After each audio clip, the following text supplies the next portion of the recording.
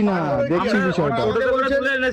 তারপরে দেখি যখন তুলছি তখনই আমাদের ফিল হলো না হাঁটতে পারে। উঠে তারা ভালো কথা ভালো মতো বলছেন, মারামারি ওনাকে মারার কথা বলছে, আমি বললাম যে মারবেন না, আমার বলছে আপনি কি ওনার সাথে ভিক্ষা করেন নাকি? কথাবার্তা শুনেছেন? কি বলবো আপনাকে, বড় ব্লগার হয়ে গেছে। উঠে দাঁড়াও উঠে দাঁড়াও